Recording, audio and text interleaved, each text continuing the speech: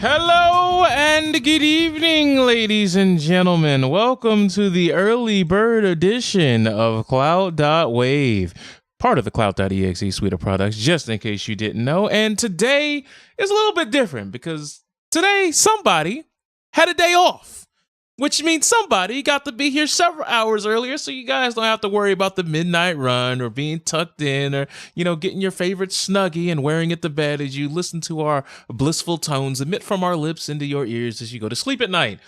The sun's still up, and, well, so is our courage to speak the truth. That being said, how you doing there, Subtle Fraudulence? How you enjoying your day off?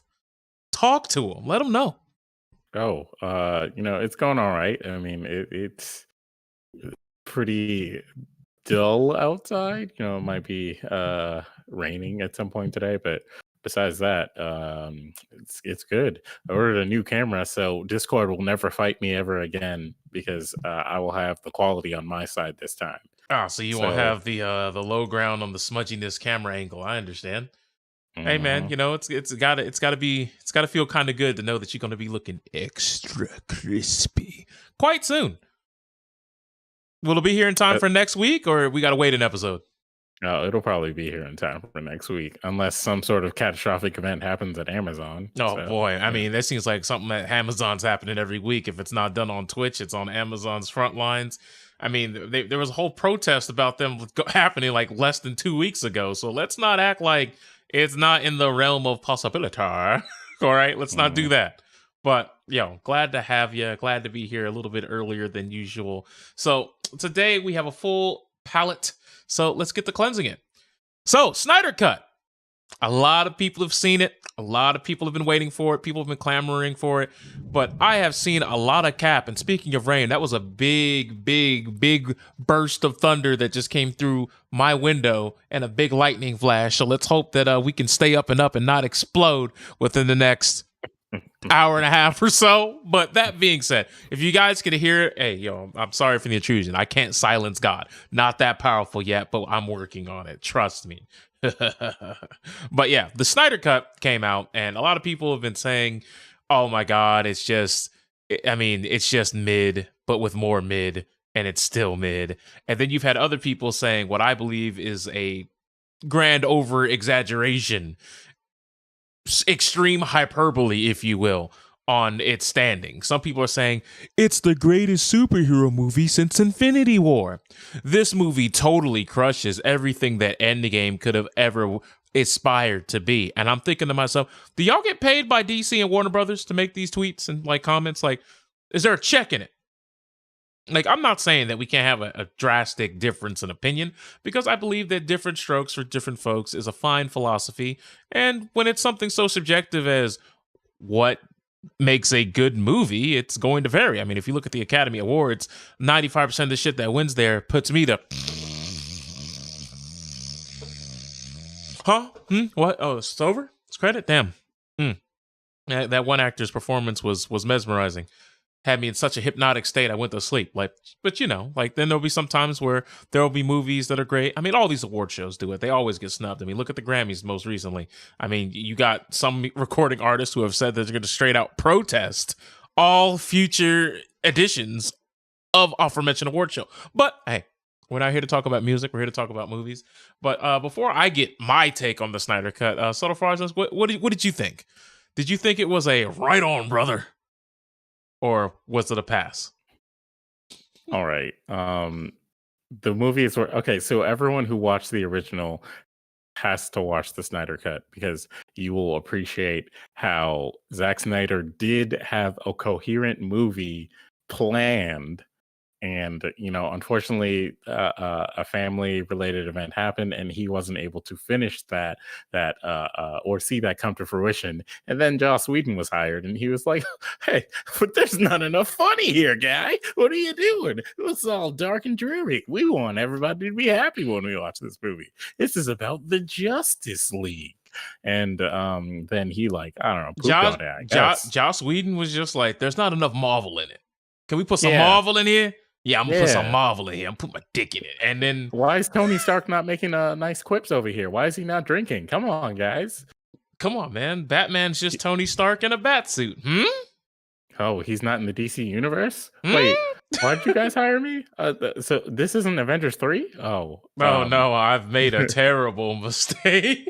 But so the movie is good. The movie is good. It's fucking long. All right. 4 hours is a lot, and you should watch it in like yeah, shifts. If don't do what we did. We marathoned it. We watched it oh god. Oh, from minute one to the final closing credit. Like we saw it in its full splendor.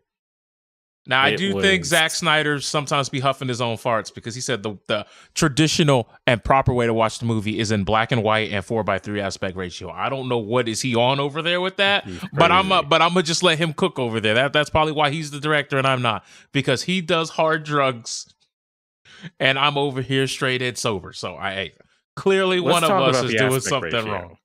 Let's talk about the aspect ratio first, because that was sickening at first. 'Cause it was like, I'm not watching this is not some like old 90s sitcom that I'm watching on HBO Max right now. This is a brand new movie coming out in 2021, and they're like, nah, what Look, was it, 4:3 yeah. aspect Look, here's the ratio. thing. In that older aspect ratio, like things usually were better spaced out, but like there's just so much going on from Right. corner to corner on this screen. And I understand his reasoning was it was originally supposed to be an IMAX S production, and IMAX screens are taller. So in some regard, I could see how that could make sense to some people. But on a regular size TV, or what call this a 70-inch television, it still would be condensed to a point to where it's like these black bars on the side are just fucking ugly. They're just mad unattractive right now, and I don't think I can't do this. I can't.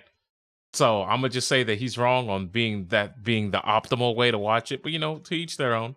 But as far as the movie goes itself, like while yes, it is a much more coherent story, a lot more of the character. I think most of the cast now has an actual sense of direction. Like, don't get me wrong, Cyborg felt so aimless in the original Joss Whedon cut. There, Oh it was just man. like, what is his role here?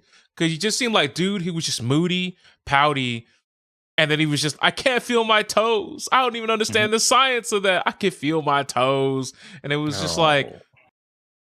your character development was like all over the place because you didn't really have an arc.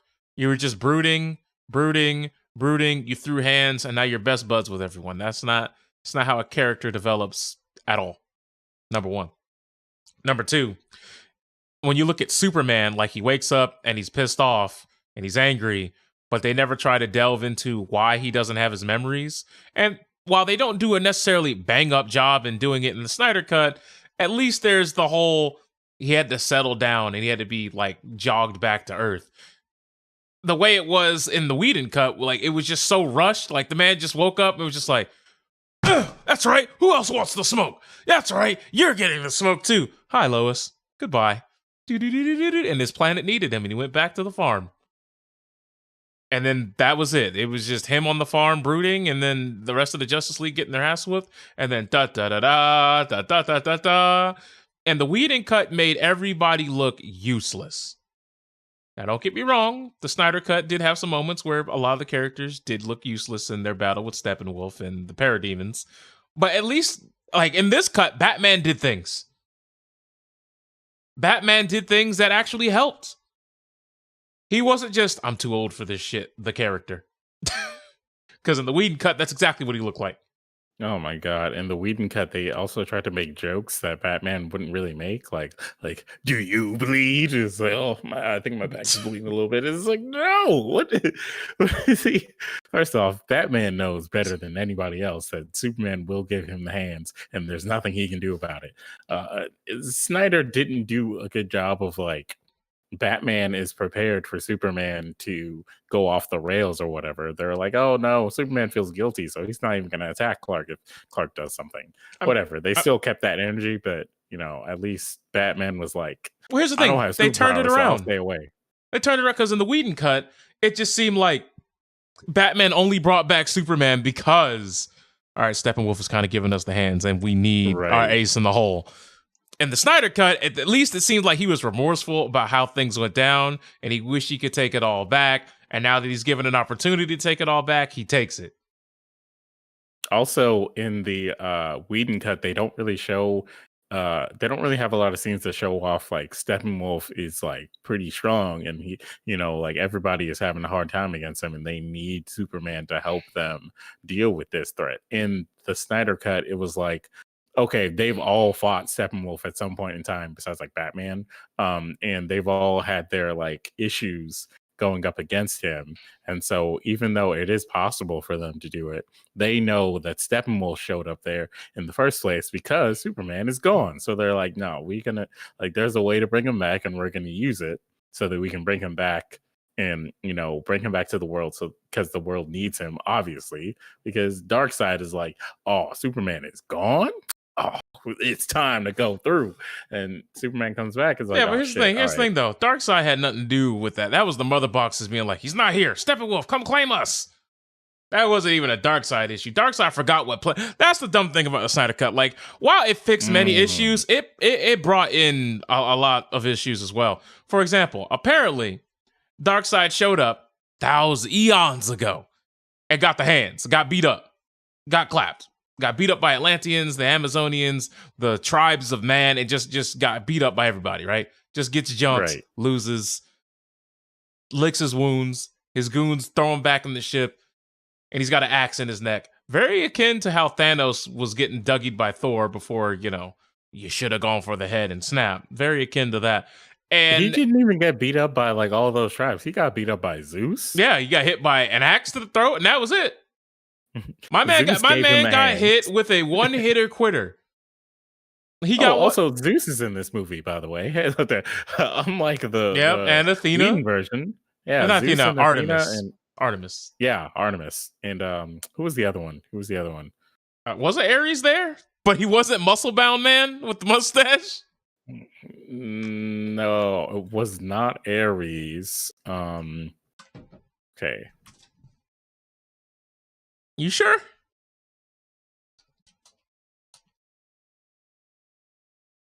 Okay, it is Ares, apparently. Okay, that's inconsistent. All right. But yeah, because he had the helmet on. It wasn't the guy.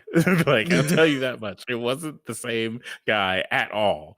But it was supposed to be Ares who was there with Zeus, who was just clapping up Darkseid. Like, that was their only job on the field. They gave Darkseid the hands, and he's like, oh, I didn't know anyone like this existed here. I've got to go. And that's it. He dipped. Forgot the planet that he was even on after that happened. So what can you do? But yeah, so he gets like Dougie, gets hurt, and he leaves Earth. And then Steppenwolf comes back to Earth, and there's literally a line of dialogue they have where he says, I found the planet that fought back. And I'm like, you mean to tell me Darkseid had such PTSD from this ass whooping he got from that axe that he forgot what planet it happened on? Like, see, I don't believe that. Knowing what we know about most canonical, if not, most even non-canonical interpretations of Darkseid's character, that just seems so comical to me. Darkseid got the hand so bad he forgot where it happened? Like, damn, bro, you got jumped? Yeah, bro, where it happened at? I don't even remember, bro. Darkseid was definitely on sucker time with that. He sure was. He was like, I don't even know, man. Like, and then Steppenwolf was like, hey, the anti-life equation is over here. And he was like, and he said, the mother boxes have shown it to me. I have seen it. It is here. And I was like, let me get this straight. You mean to tell me with a straight face right now, here today in modern society, that the mother boxers gave you a vision that the anti-life equation is literally baked into the soil. It's literally cooked into the surface of the planet Earth. But the vision that you saw, because you got to see Steppenwolf's vision, was him slamming down a weapon and it hit the Earth soil and it like terraformed the planet and this symbol showed up that's on the ground. Right? Right. And it's like, yes. I see the Omega symbol in there. Like, all right. Makes sense. All right, I can see where this is going. But earlier in the movie, during that same flashback fight that showed where Ares and the rest of the tribes of man and the Amazonians gave Darkseid the hands, Darkseid did the exact same thing when he slammed his weapon down, which means not only did he get beat up and not remember where the beating up took place, he also activated the anti-life equation, but didn't know it was the anti-life equation because he didn't look down. Can we talk about the whole like portrayal of the anti-life equation, by the way? Because it was literally like, yeah, he put his own symbol in the dirt and was like, yeah, the anti-life equation is here, master. And I'm like, wait, there's no like equation to like read there. And also you did that. So what is, there was no explanation as to like how that was like, yes, this is the anti-life equation. It is on the planet. The planet has the equation. And they just kind of like left it alone because I guess Snyder thought that he was getting another movie. And last I heard, Snyder has confirmed that he's not doing another one. So that could change, but who knows? But here's the thing, like, once again, he didn't know, like, something came up in the middle of his run, which means like there's probably a lot of things that are supposed to be ironed and hashed out that he just never got a chance to actually go back and iron and hashed out. That's why it was the way that it currently is, which isn't necessarily a bad thing, but there are definitely some parts in there where it's like this needed to be in the oven for a substantial little bit more time before it was ready to be released. But even in this undercooked state, it was still better than what we got the first time. But it also had like a lot of excess nonsense a part of it, which, you know, what is deemed to be a scene involving the horniest woman in the universe now. Aquaman, first off, this scene this actually doesn't make sense to me now. Now that I think about it, Aquaman is in the bar.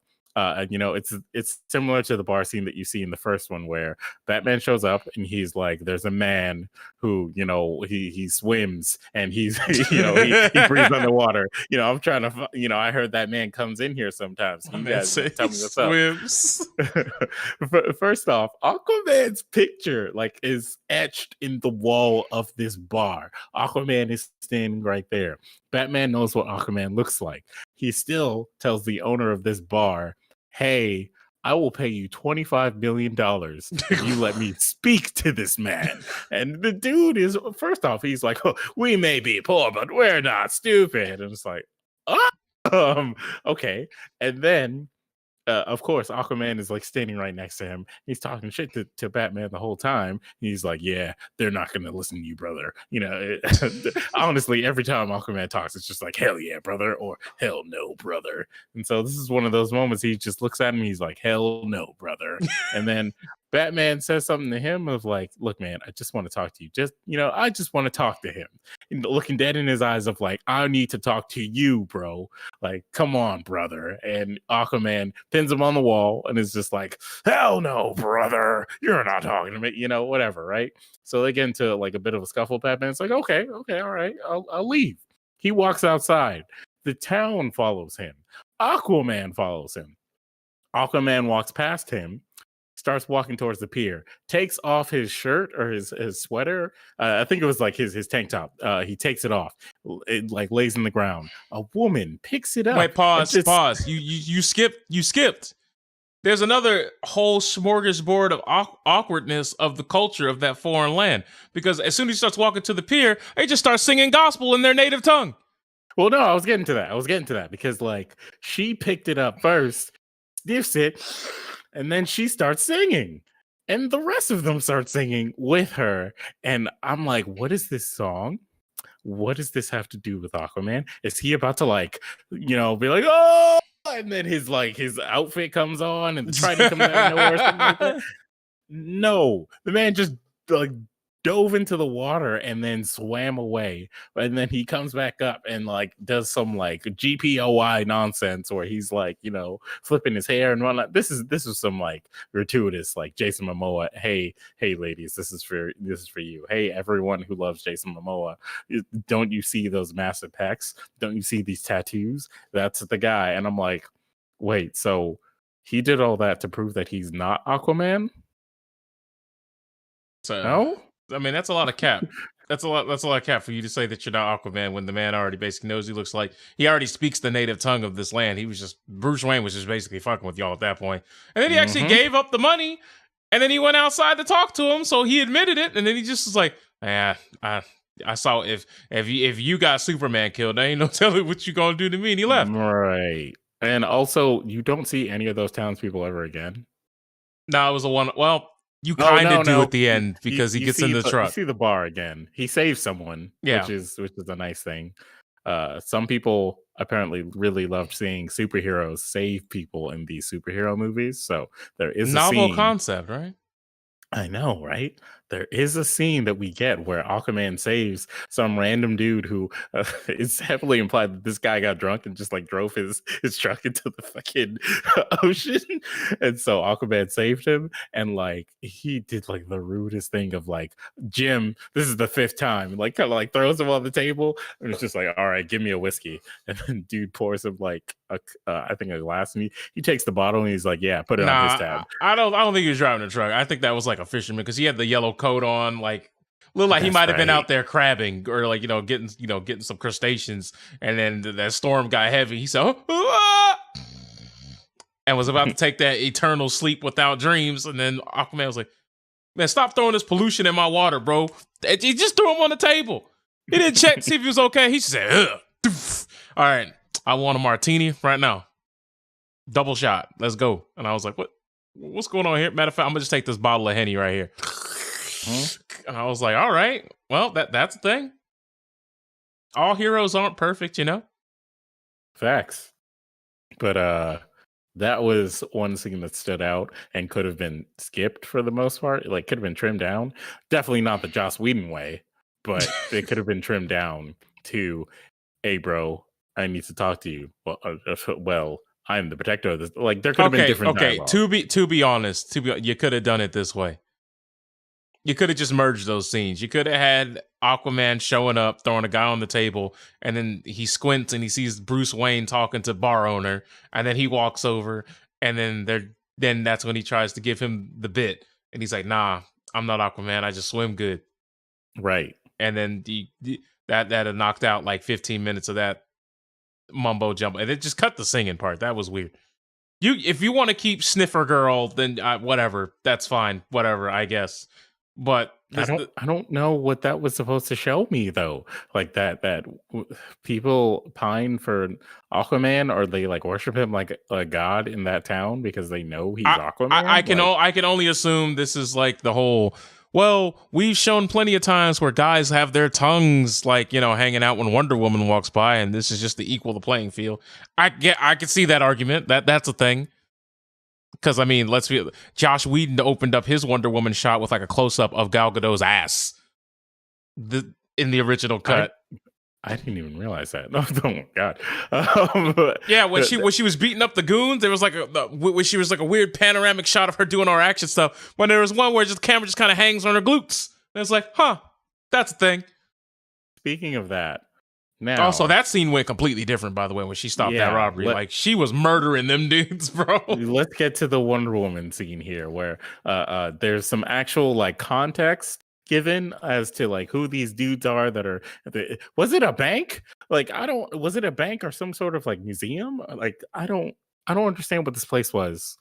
And there wasn't a lot giving me what this building was supposed to be, but there was a field trip there, and the whole time I'm like, why is there a child's field trip at this building? Like if it's a bank or if it's like a bus station or if it's a museum, why are any of these kids in this room right now? During school hours. Yeah. And so then these like terrorists knew that the kids would be there. They set up bombs, and they were basically like, we're gonna hold the kids hostage with their teachers so that the world knows pain or whatever. Like they had like a weird concept behind what they wanted to do. They were just like, we need to kill people to show the world that people can die. And so then Wonder Woman shows up. She uses the lasso to get the truth out of one dude, which was nice because it was literally like, hey, we need to know why in the hell these guys are here. Why are they trying to kill kids? Okay, cool. They're terrorists. Got it. She dispatches all the terrorists, in a Wonder Woman fashion. By the way, Wonder Woman was, allegedly not using her superhero abilities for years, et cetera, et cetera. That was a big thing in the Joss Whedon cut of like, yeah, what about you? You've been hiding in secret all these years. Yeah, Snyder didn't want that line in there at all. So continuity wise, that line doesn't exist. Wonder Woman has been out here the whole time, and she has not been hiding. And so she saves everybody. And then the last guy is there. Last guy shows up with a pistol, by the way. Everybody else had, their AKs, their, different assault rifles or, ARs, whatever, right? Man picks up an AR. Somehow, some way, he unloaded the clip. Wonder Woman defended everybody. He ran out of bullets. He had an extra clip in his pocket for this gun that he didn't bring. That's that's the part that had me dying, bro. Because we were watching it. So he had a regular like Magnum. Like let me just paint the picture. Dude had a Magnum. Pop, pop, pop. Realized this ain't gonna get the job done. Goes over to one of his fallen henchmen. Picks up the AR. Opens fire with the AR. Wonder Woman, like you said, blocks everything. Then he just does it. He reaches into his jacket and pulls out a second clip. I'm like, why do you have that? Right. That wasn't in your loadout. This ain't Apex Legends where I could pick up some heavy ammo, but I don't have a heavy gun just in case I run across a heavy gun later. That's not how this works. So all the while, Wonder Woman has been blocking bullets. So like obviously she can move fast enough to stop bullets. So she can move fast enough to stop this man who's slowly pulling out a clip. And instead of doing anything to stop any of that, she was like, all right, well, I have the superpower, and she disintegrates this man. Yeah, all that was left of him was his hat. Bro, she hit him with the X, bro. If Steppenwolf could get knocked back by the think, you think a regular dude in a fedora is not about to die, bro? That man got cooked. She was like, nah, I can't let this terrorist live. Not in this world. And she just, she blew him apart. It was insane. And, the cops show up and everything, and they see his hat. And, I think one of the kids was like, Wonder Woman, I want to be like you when I grow up, that sort of thing. And they just let her go. She definitely murdered that man. And they were just like, thanks, Wonder Woman. See you later. And yep, she just took off. Like, don't get me wrong, like, that was the Wonder Woman we deserve right there. She was out here cooking these fools. Like, she sure was. You was out here trying to harm children, bro. She was giving these people splattered brains.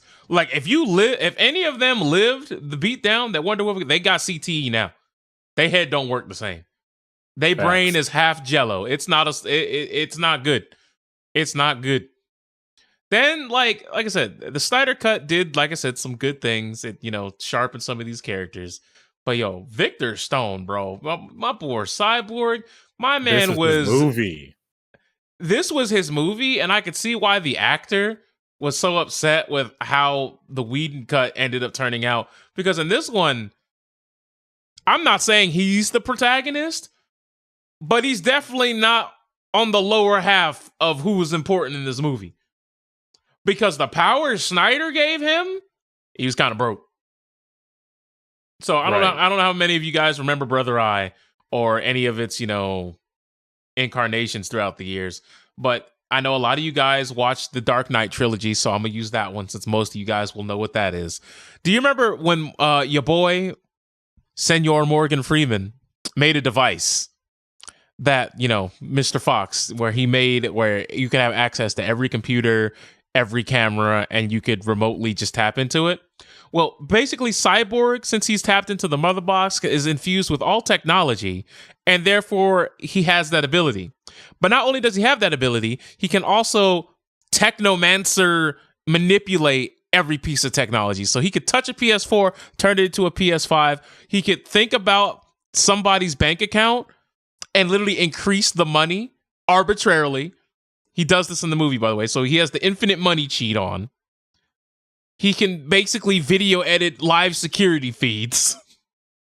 And then at one point in the movie, he could cast Genjutsu. He could just augment reality because he can now. And Joss Whedon's cut of the movie did have a scene that was supposed to demonstrate similar powers, but it was literally like him looking at like security footage as if it was like some sort of like visual iPad in his hands, and that is definitely not the same impact. Like that. Look, I understand why Ray Fisher is mad. Most of his like plot for his character was cut out of the movie, and he had to deal with Joss Whedon yelling at him. Come on, man. Yeah, and then the other thing that like I think is kind of funny here is like since he's part mother box, they explain mother box as a all around term for devices that are living technology, but they're technology that is so advanced that it looks like sorcery to us mere Earth peasants. They say it's technology that looks like sorcery. So, since he can harness the power of said mother boxes and control them, he can basically just cast genjutsu. Like, he can legit alter reality around you and get you to think that it's one thing and not another, because the mother boxes also displayed that they had that power when they tried to manipulate him into thinking that his family was real again. Yeah, that was a weird thing. So like skipping to the end really quick. Yeah, the ending scene where Cyborg is like, integrating with the boxes to pull them apart. They actually show him going inside of the mother box and interacting with it, and like the mother box brought his family and a like non-accident, pro accident version of him where he's like normal again and stuff. And they were like, come on, man, like this is what you really wanted, so like why don't you We can all be home and be happy. And he's like, I see through your genjutsu box. And then he pushes the boxes apart, and I'm like, he's just like fuck out of here, and just charged through them and pulled the boxes apart. And then Superman came through to assist. Get the spoiler, I guess. Superman comes back to life. Wow.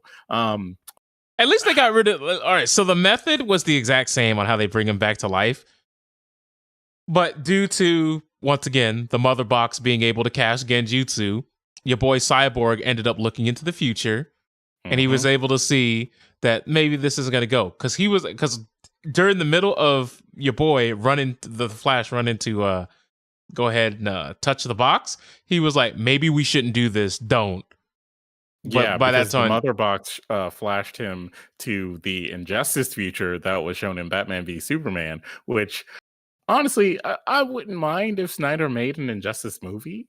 And it seemed like he was going towards that way, because that plot is a good plot for a DC Superman or superhero movie with like the gritty, darkness that he puts in all of his superhero movies. So Cyborg sees that, when Superman comes back to life later on, he's going to start, attacking people. He's going to start, killing some superheroes and whatnot. Darkseid is going to show up and also kill superheroes, stuff like that. And right before he could stop the Flash, he was like, yeah, maybe you should not do that. And the Flash is already like, in motion, to the point where the Flash turned back time to hit the mother box at the right time to bring Superman back. Here's the thing. It wasn't the right time. That was a Whedon cut thing. This one, all he had to do was touch it. They got rid of the whole, you got to do it as soon as it touches the water thing, though.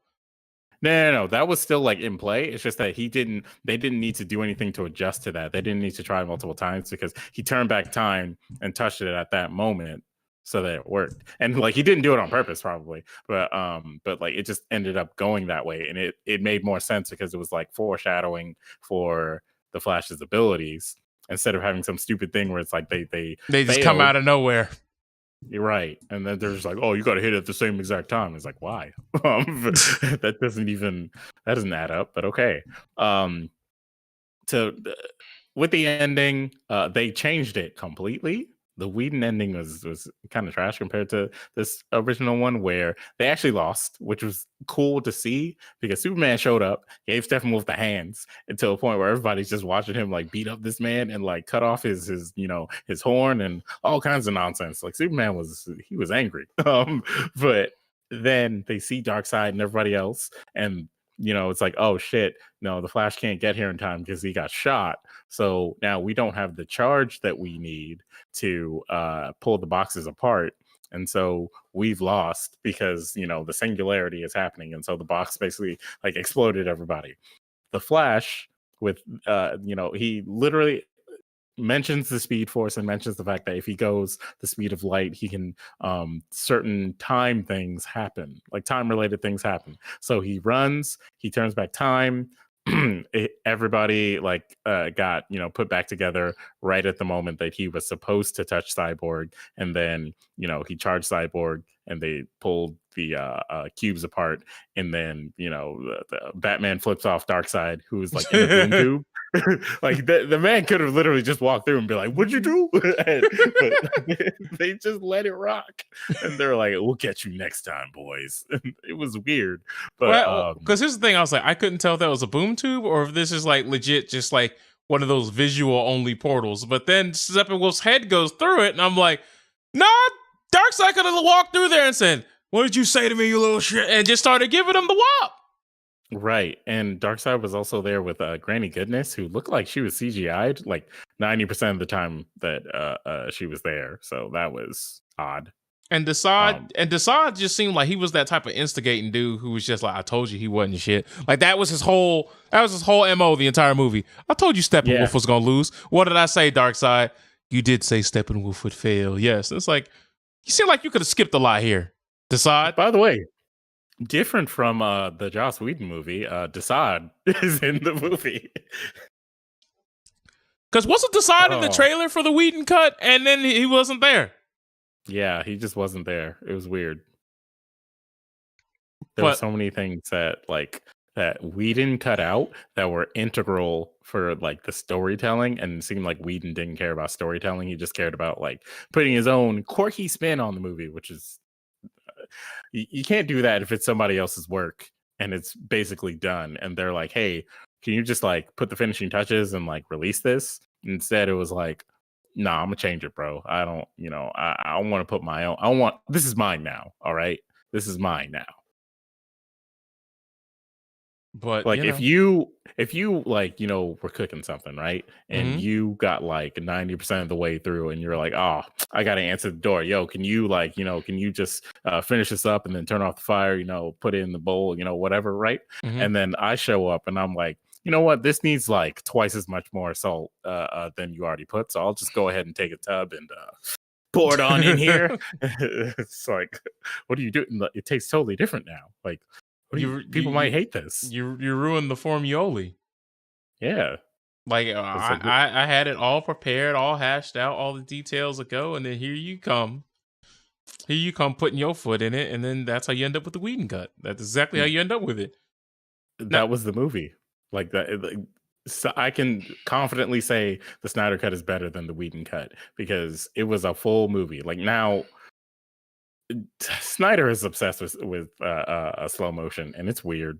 Like you had like regular scenes that shouldn't have been in slow motion that just were for dramatic effect, like Cyborg's backstory of his football game before his accident.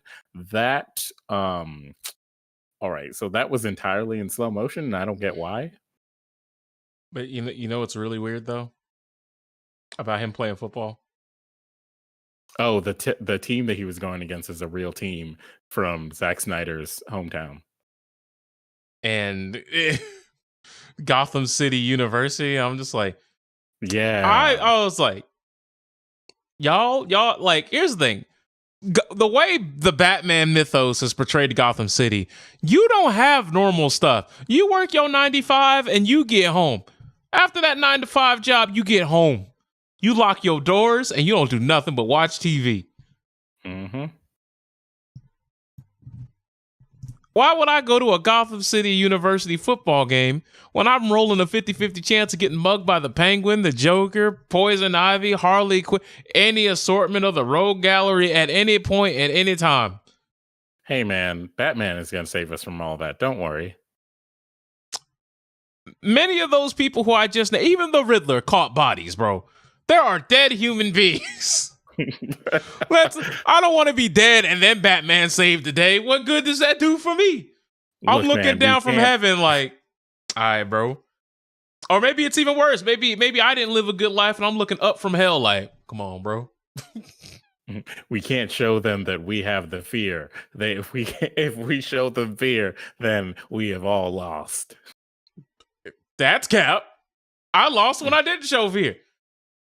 You know what's messed up? Sometimes in some of these universes, especially with the Joker, you don't even get a chance to show fear. You be living your best life. You be over here at the Oprah Winfrey show, just chilling in the audience. All of a sudden, what is that odor? And then you laugh yourself to death. Like, you didn't have a chance. What did you do? Speaking of that, let's talk about the end. Okay. So Joker gets teased. Joker gets teased in the Injustice storyline. Before that, Lex Luthor escapes jail with another bald man who is laughing, and it looks like he got infected with the laughing gas. And Lex Luthor says that he met a certain person while he was, in jail at Arkham, by the way. Okay, but and then your boy Slade, your boy Deathstroke said, and he says, "It seems like you're a couple clowns short of a circus." He said that line specifically.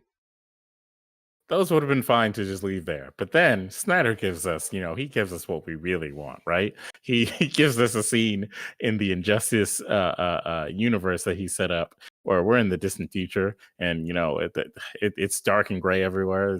For some reason, everywhere in Metropolis is like a desert. And so Cyborg, Queen Mira, and a Batman and Slade are all, teaming up to deal with some sort of unknown enemy. And Mira is talking about how she's going to get revenge for Darkseid killing Aquaman, which is shown in the movie. They show that he killed Aquaman. Wonder Woman, they just show a body getting like burned in a ceremony as like she fought hard. But then the Joker is randomly like behind the car. And you mentioned this while we were watching it, but it is confirmed that Jared Leto and Ben Affleck were not able to be in the same room when they filmed this. So they filmed 2 different scenes at 2 different times and then just like splice them together to make it work for a conversation. Jared Leto is the Joker, and he just says a bunch of like, creepy shit that alludes to like, Batman is the reason why so many people die, blah blah blah. What is it? Lois is dead. Harley is dead. Well, no, because Mirror wanted to pop off at Batman because Batman was like, "No, we can't go down the path of vengeance because that's what he wants. We gotta stick to the plan." And Mirror's like, "How?" He's like, "How could you possibly relate to what I'm feeling? It's not like you ever lost family." And the Joker's like, "What are you talking about? He knows all too well what it's like to lose a family member." Like a father who lost a son. And I'm like, yes, we get it. You killed his Robins. We get it. So, in Batman v Superman, the Flash is the person I missed out on the group there. The Flash is also there, and it's also the Flash from Batman v Superman, which we didn't see in any of Justice League up until this point.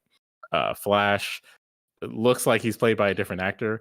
I've actually seen that it's pointed out that his face is CGI'd. So I think they tried to CGI Ezra Miller's face onto a different dude's head for this future scene. I don't know why. Whatever. Do what you got to do. The Flash is there, and in Batman v Superman, in Batman's dream, he tells him like Lois is the key, which is an allusion to Injustice, where the Joker just decides he wants to fuck with Superman, so he puts a bomb in Lois, and Lois dies. So it's implied that in this universe, Lois is dead, and Superman has gone off the deep end because of that. But the Joker is not dead yet. So maybe this is like the moment where he just straight up was like, "Batman, I'm tired of your shit. I'm killing the Joker. That's it. Period. Whatever." Right? Even though they're all prepared for Superman, so I don't, whatever. Snyder fucked that up. This one has got to be completely different because in the Snyder cut, in the flashback, it showed Darkseid being like, "I'm sorry this had to happen to you, Superman," and like pats him on the back. Right. But it seems like Darkseid is just using that to like manipulate Superman. So that's a whatever sort of thing for me. Like that can be anything. But which version of Justice did he put a bomb in her? Oh, in the comics.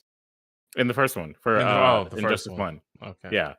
So in the prequel comics, Joker put a bomb in Lois, and he also I think he infected Superman with a like kryptonite laced version of the fear gas. So it made him think that Doomsday was attacking him, and it was actually Lois. So he like flew Lois out into the atmosphere, and then once her heart stopped, the bomb went off and it blew up.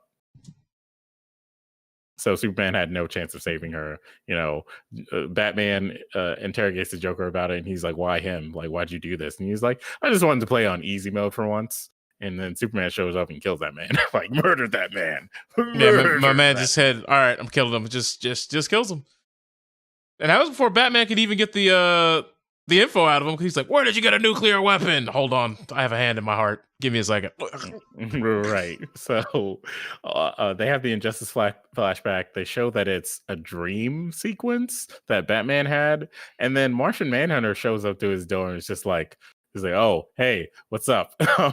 So I saw you guys. You know, I saw that the Earth's mightiest heroes are working together. I didn't expect that to happen. So you know, I would like to assist you because Darkseid is coming, and we've got to be prepared. Anyways, you know, I'll let you, I'll hit you up later. And he's like, you know, they call me Martian Manhunter, and he flies away. And I'm like, what? So allegedly, Snyder wanted that to be a Green Lantern, and so that because it wasn't a Green Lantern, he just wrote this like generic thing that he can insert any character into. And that's why like the dialogue and the placing of the scene is so weird. But this scene like double confirms that the general from Batman v Superman is and Man of Steel is Martian Manhunter in hiding the whole fucking time. Man, just be chilling in the cut by himself. And it's just like, you sure know a lot for someone who wasn't on the front lines of this, because the way it's worded is he goes, like you said, I never expected Earth's mightiest heroes to stand together. It awoken something in me, realizing that, well, I care about this planet too. And I said, your motivation right now is El Terrible, hot doo-doo butter.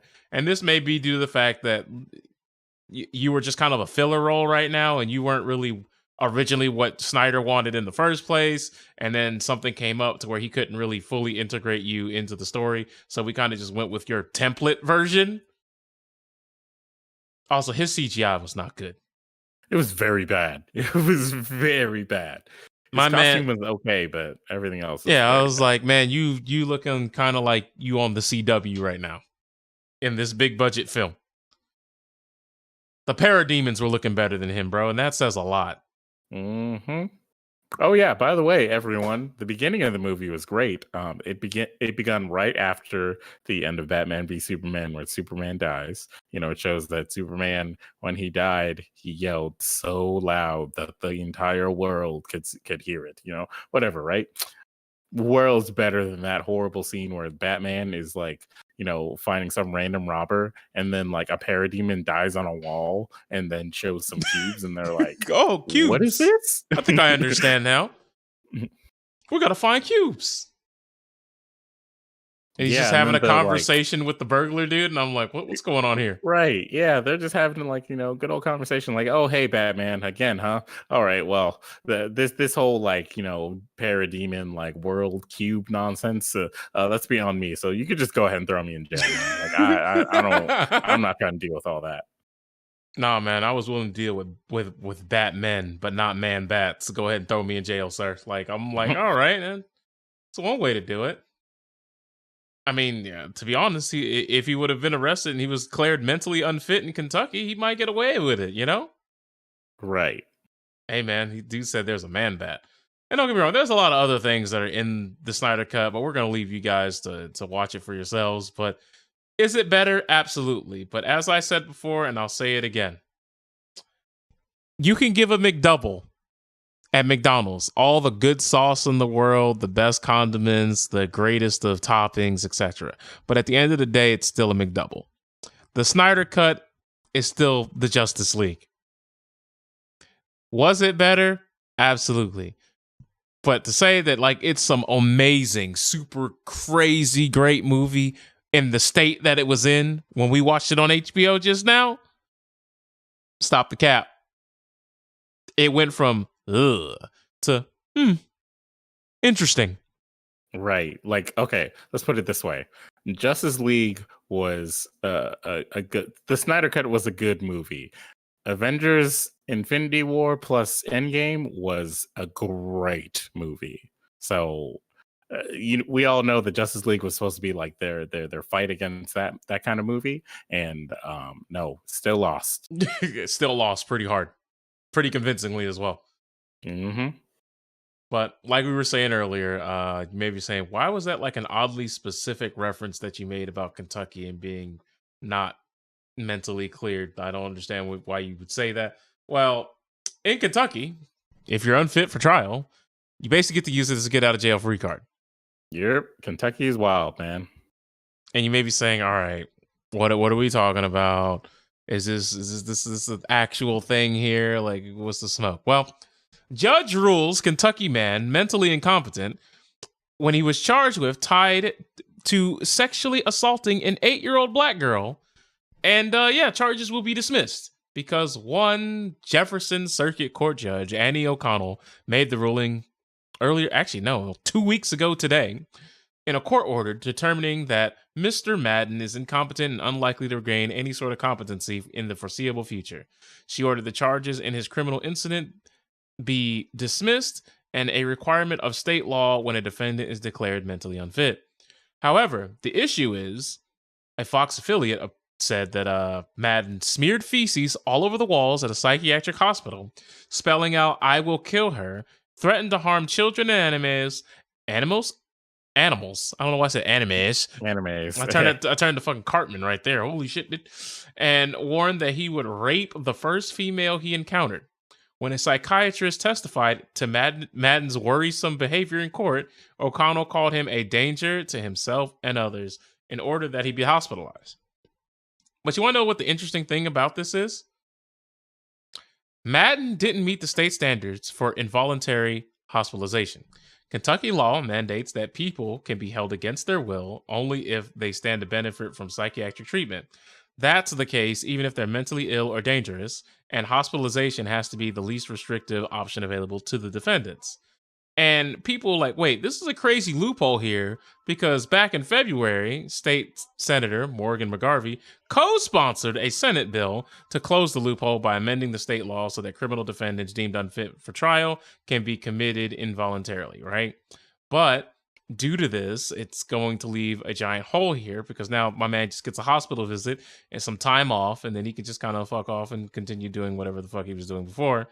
And the reason why this is interesting is because this dude has been in and out of jail, like in and out of jail on a multitude of different charges.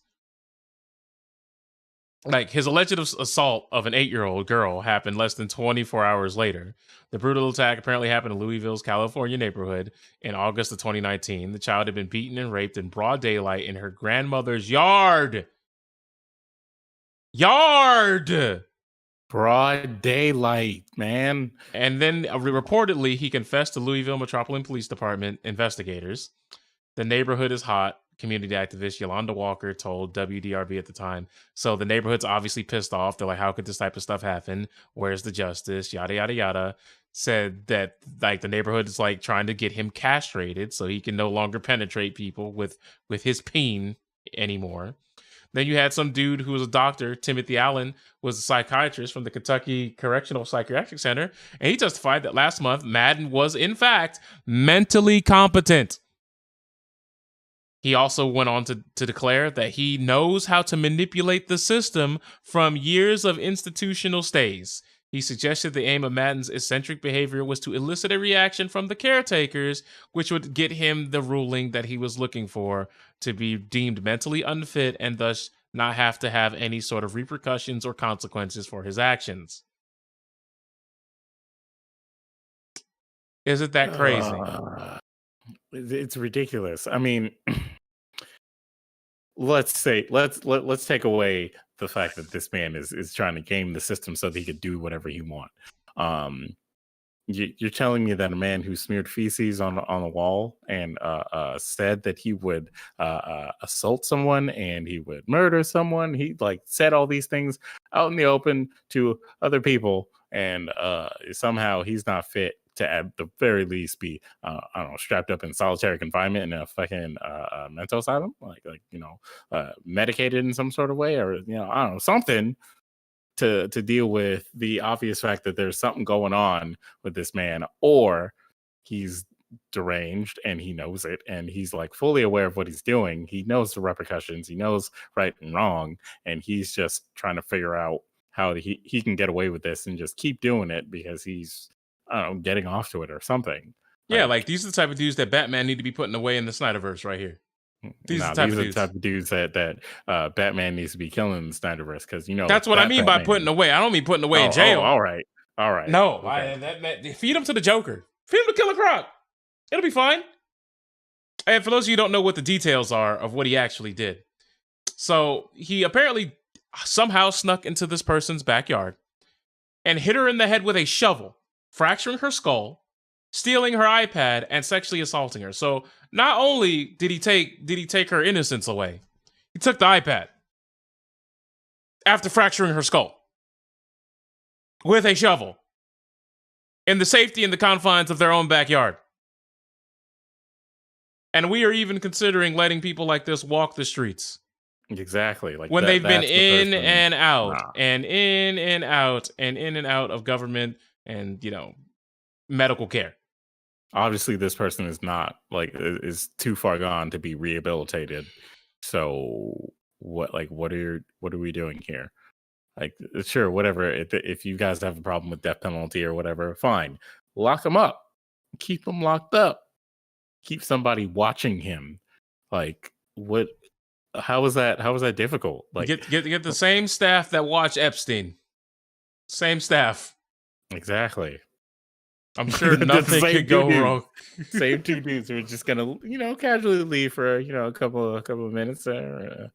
Don't mind us, guys. We'll turn off the camera here and we'll go ahead and walk out. We don't know how this could have happened. Oh Lord, man! It seems like he tied his sheets to his bed and he strangled himself. Crazy! I can't believe it. What a world we live in today. I guess he won't be getting the proceeds from that island anymore. Oh man! Right?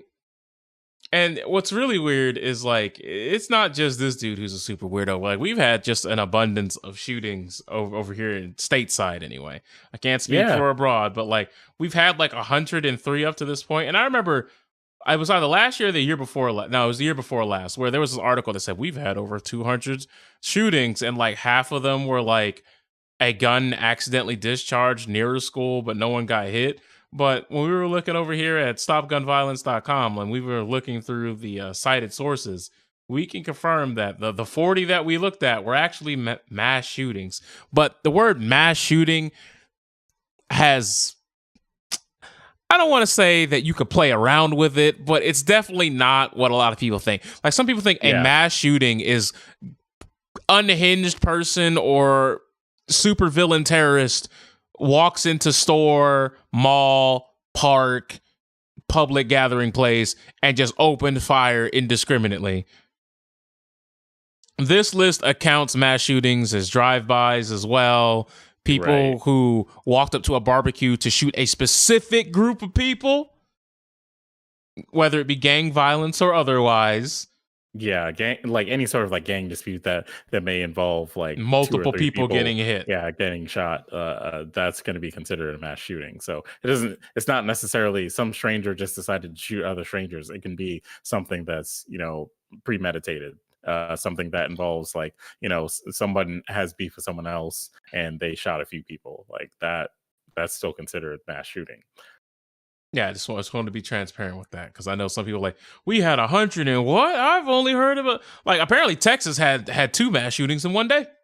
Mm-hmm. The same day. And that's just that's just wild to me. And look, I'm not over here saying everyone's got to get their guns snatched up or anything like that. But can we all agree that we probably shouldn't be letting, especially, I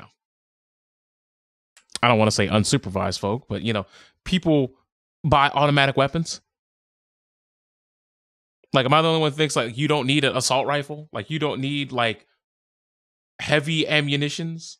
You know what I'm saying? Like a pistol, a shotgun, maybe. Sure, fine, that's all dandy. But like, you don't need like 60 in the clip, full auto. Like, I just don't think you need that.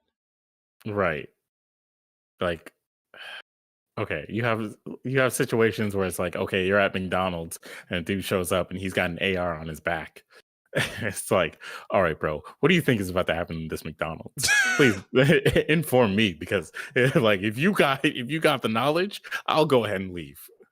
Because I mean, there was a dude who went up to Publix, the black gentleman earlier. Oh, was it yesterday?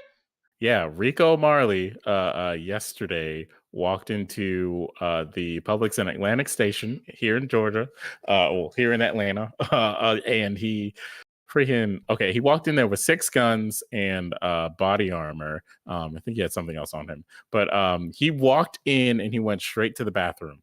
And so of course people noticed this and they're like, oh, whoa. And they called the cops. Cops showed up, waited outside the bathroom. As soon as he got outside the bathroom, they arrested him. Luckily, he didn't shoot anybody. Like, no one got hurt, anything like that. But he got apprehended before anything wild could have happened. But this man was strapped. Like, this man was prepared for a war for some reason. Yeah, my man was ready to play Warzone, and he wasn't going to the gulag. I'm gonna tell you that right now. Right. And so now the discussion is like, did he do something wrong by being, armed to a T like that? Like, maybe he thought that, after this recent, shooting in Georgia, like maybe somebody's going to come get him next. And he's like, nah, I'm gonna stay strapped. Like all of the Second Amendment, advocates tend to say like, hey, I'm buying this for my protection. Maybe this dude was trying to protect himself from like some sort of unknown threat. Come on, bro. 6 guns? 6 guns? Nah, you trying to protect yourself from John Wick, bro. That's what I'm saying. See, that's where the conversation goes now. So it's like, all right, so you guys are saying that this dude is excessive, but you don't How much is too much? Yeah. It's like that's like the whole point behind gun restriction laws. It's not about like taking away your guns. It's not about making it so that nobody has guns ever. Anybody that tells you that is just trying to get some stupid ass reaction out of you and trying to like fearmonger. It's not about or somebody who should be ignored. Armed.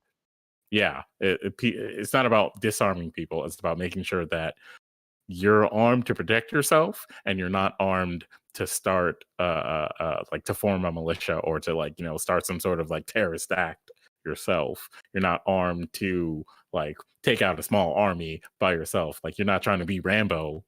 You're just trying to like protect yourself from the robber who walks into McDonald's or like, hunting game money. Things of that nature. Yeah, okay. Hunting is fine. Like if you have like a bunch of stuff and that's for hunting, do you, that's whatever. That's not for me to judge. I have my opinions on hunting, but you have the right to do that. So at the end of the day, I mean, a lot of us do eat animals, so do what you got to do, bro.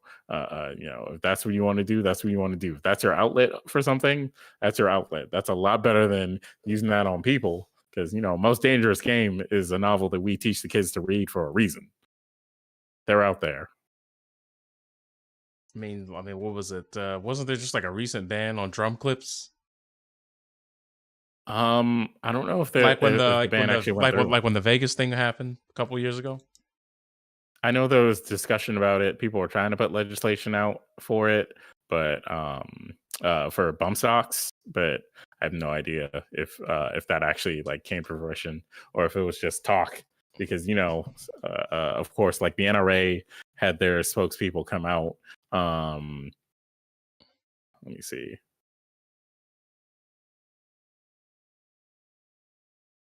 Yeah, the NRA had their people like come out and try to lobby to stop that from happening, but I don't know if it ever came to fruition.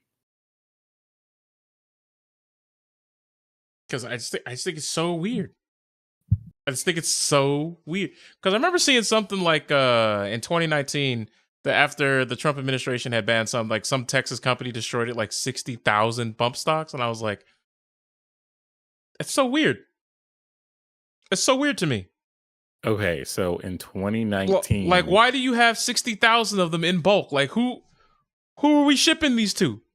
all right, so there are certain groups of people called doomsday preppers, who are of the belief that something is going to happen, whether it be zombies, whether it be terrorism, whether it be nuclear fallout. Something is gonna happen, and they're gonna need those to protect themselves from the oncoming apocalypse because Judgment Day is coming, etc., etc. So The those are usually the Terminator. people. Yeah, see, Arnold is coming, and he's not just coming for the chosen one. He's coming for everyone. Yeah, like Skynet is real, etc., etc. So those people are the ones who tend to have that kind of like artillery on their end. But there was a bump stock ban that can't happened in 2019. So Yes, and that Texas company decided, you know what would be the best place to put those 60,000 stocks? Compact them and crush them and throw them in a landfill. And it's just like, yeah, why? What? Like, you couldn't find anything else to do with those? Like, well, I'm no? just saying, I understand doomsday preppers, but 60,000? You understand? That's 60,000. 60,000 stocks. 60,000. But, did you ever watch the anime, the Cautious Hero? Yes. Yeah. Well, think of like hundreds, maybe thousands of people who have that same mindset of like, no, no, no, I'm not prepared enough for the oncoming threat. But it's only level 5. No, I need to be level 50 at least to take on this threat. Nah, man. Nah. I can't see that.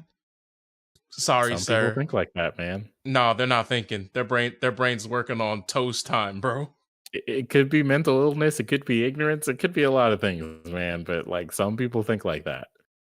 Nah, man. I'm not saying that you're wrong, because you're not.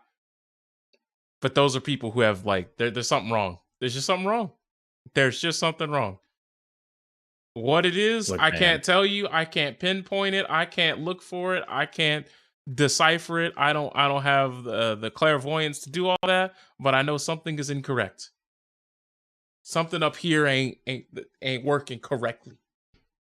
right. Like I don't have the ability to like concern myself with all that, honestly. Like those people, yeah, there's something wrong. And I really hope that, we can get them the help that they need. But look, I am not about to go out of my way to be inside the mind of a Like like doomsday prepper. like what? They think they're gonna go to sleep today, and then by Saturday, Death Stranding's a real thing. Yes. I mean, there tends to be a correlation with these people and like, listening to people like Ben Shapiro or Tucker Carlson who tell them that, the integrity of America has been compromised every day and that there are all kinds of groups just waiting and manipulating you using the power of the media to control you to believe that everything is okay, but really it's not. And they are going to strike soon. Yeah, that's how QAnon gets started. And then you got That's people exactly thinking, how and then that you got people thinking, don't worry, Trump is gonna have a secret meeting with John F. Kennedy because he's never really was assassinated. And I was like, what do you what what do you people see? Like, how do there are you people see it? Is it like Hogwarts? Like you gotta go to a specific pier and look through a specific crack in the brick, and then you're like, oh, I see it now. There are people who believe that Biden is not president. He is actually on a studio set, making all of these speeches and a photo ops and whatnot, and that is not the real White House, and that Trump is actually in the White House governing our American, country right now because he truly won the election. So The greatest scam since the moon landing. exactly.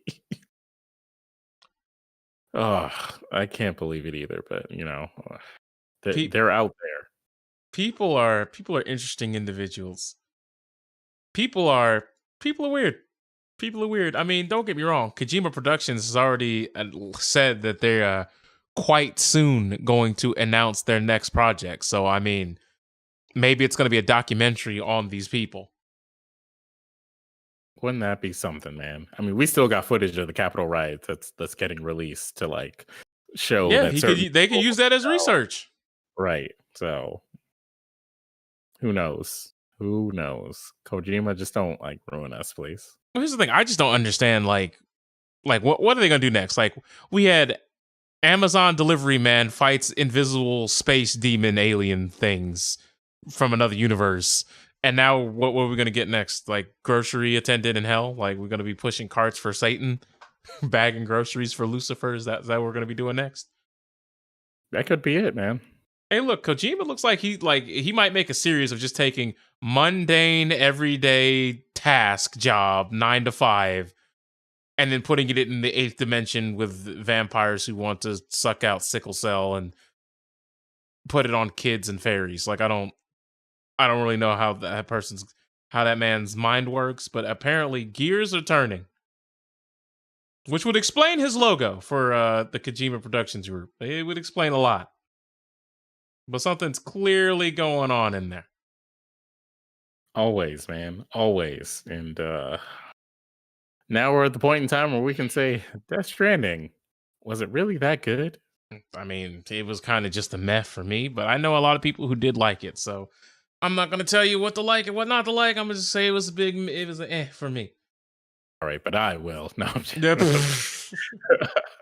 But no, like the funny thing about like gaming development is like when you look at like, you know, some of the stuff that some of these like developers and people who have to do the actual coding or, you know, the graphic design work have to research in order to make sure that the thing looks somewhat accurate. It's like, I wonder how many Mortal Kombat developers are like, you know, who look into all these grotesque way to die and, you know, be killed and like, you know, watch. I wonder how many of them are on watch lists just because, you know, of their job.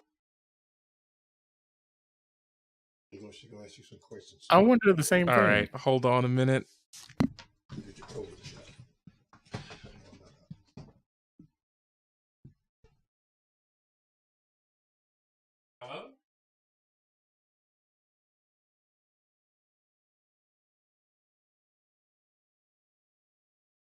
Hello? Well. Looks like it's just you guys and me right now, huh? Now the real podcast begins. All right, let's start by talking about why the internet is a mistake. All right. Everyone in chat, let me know. Let me know your opinions. Tell me right now. Why is the internet a mistake?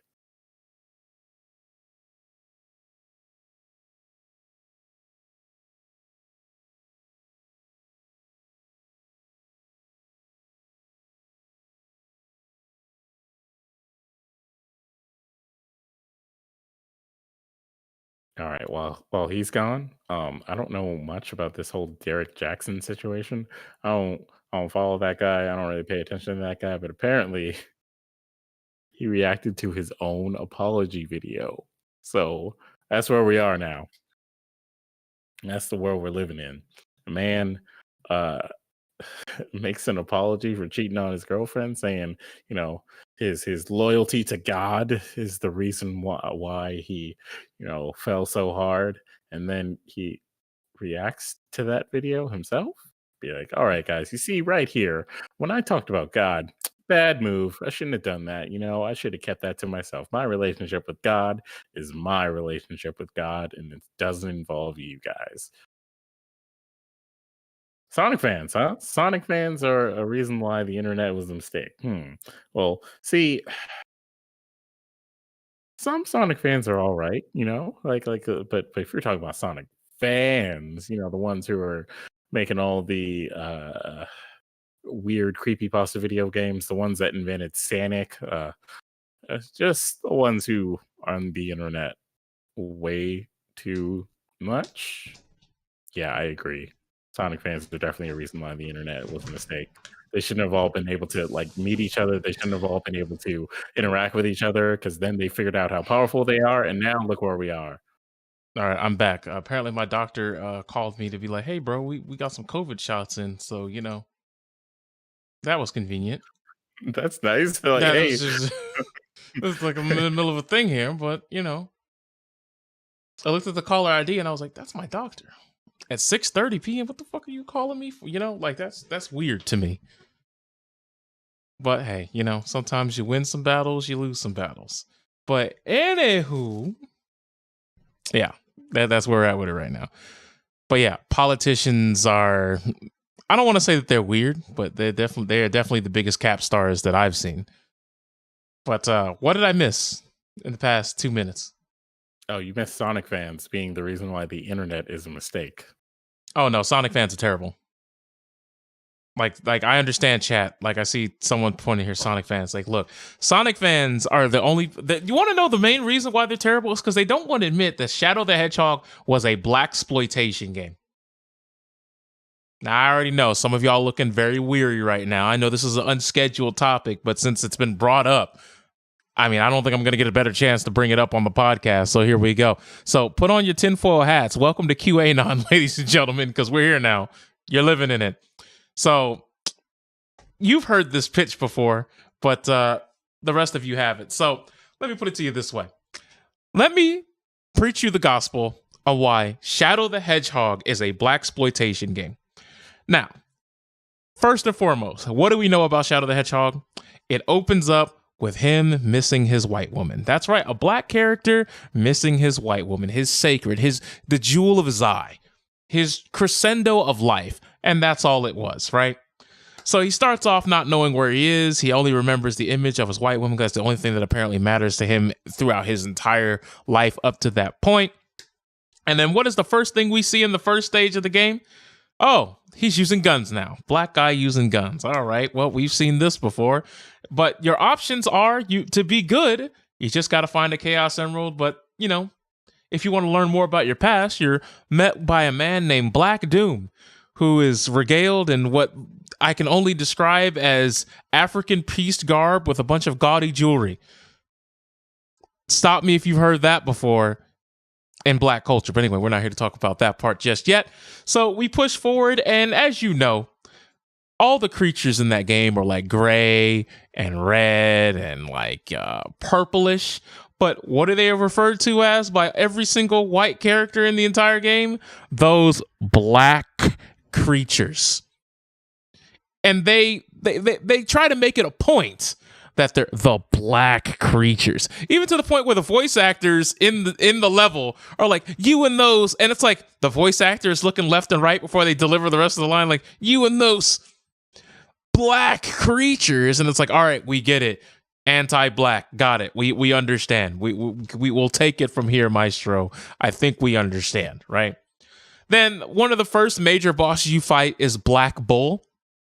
Now I don't know if you guys know about the cuck genre, but let's just say they normally call the people that they breed with bulls. And I don't know, I feel like Japan was trying to get something off their chest with this game here. I'm not sure what, but I feel like Sonic Team had something that they wanted to get off their chest in the dialogue in this game. Like, I just feel like something went left here really, really, really fast. Now, I know some of y'all may think I'm just talking crazy right now, but no, seriously, give that game a second playthrough and just read in between the lines. Especially when you find out that the final boss is called a Black Devil Doom. I'm just saying, you could play through the game and play through it yourself. The truth has been revealed, and you better stop looking over here at me like that, man. Stop looking at me like I'm the QAnon, all right? I at least have facts and visual representation to back up my claims, sir. What are you talking about, man? The all-knowing Q also has facts. Facts of the world. Sir. All right, sir. Just because my name is Q Izarinth, Kaisarinth, Quizarinth, does not mean that I am also QAnon, all right? That is not a line you need to read into, guys. Stay woke. Never broke.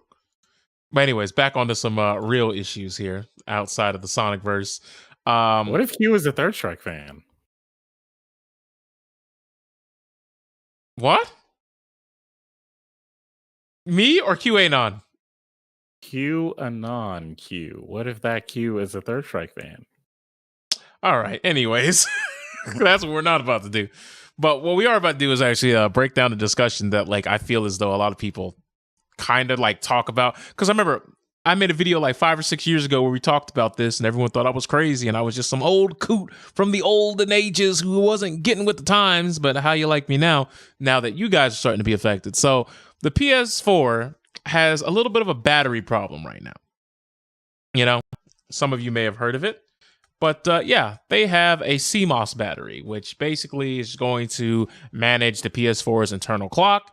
And if that clock ever decides to hit the doomsday button, aka the battery dies, it will kill your ability to play games, which means no matter digital, physical, or any other combination that you want to pull up, your PS4 will no longer be able to play video games just because it can't connect to the clock and the trophy system and all that other nonsense. But for some reason, some people don't really see this as a monumental issue that I see it as. Because look, if I pay $60 for a game, or as these consoles continue to increase the price, $70 for a game, and I'm sure by 2025, $80 for a game, which, let's be honest, I don't think in the past 10 years, there are 10 games that have come out that I say were worth $60 at launch because, let's face it, folks, a lot of these games that we've been getting in the AAA era have been pretty butt cheeks, but that's a different discussion for a different day. But if I spend $60 or $70 on a product, and then you just tell me that arbitrarily that the $600 that I purchased to play said $60 product can just instantly just be like, yeah, you don't own this game anymore. That's trash. That's El Terrible. That's Garbaggio. That's actual fecal matter that you've now put on a disc. Especially when you find out that a lot of these discs that are coming out are basically just unlock codes where the data on the disc is nothing and you have to connect online to actually get the rest of the game. That's trash. That's garbage. And like some people saying, well, why do you like physical copies of the game? Because at least with physical copies, for the most part, you'd be able to play them as much as you want. I have a whole box of Super Nintendo games that I could play at any time. And, you know, that's going on 28 years old at this point? Like, I can still play games 30, 40, 50 years from now of that console. But my PS4, if that battery dies, or if, you know, my 360 decides to have, you know, a weird...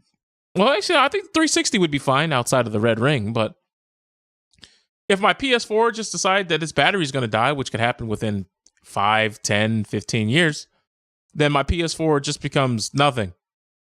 And as we all know, Sony seems to be allergic to anything that revolves around the words backwards and compatible in the same sentence.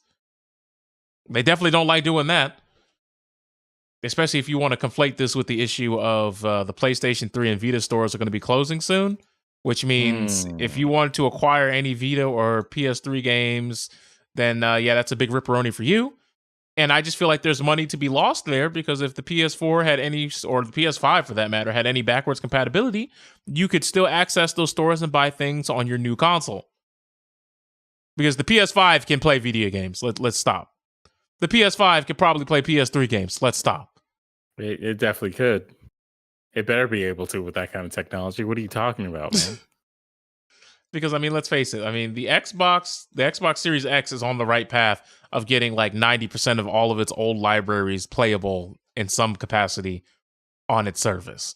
That is a huge what you don't dub. understand, sir, is that once we get rid of the stores for these old consoles, then they have to subscribe to PlayStation Now in order to play those games, or buy the remasters or the remakes. I at Sony will control all the market and win all the money because of this.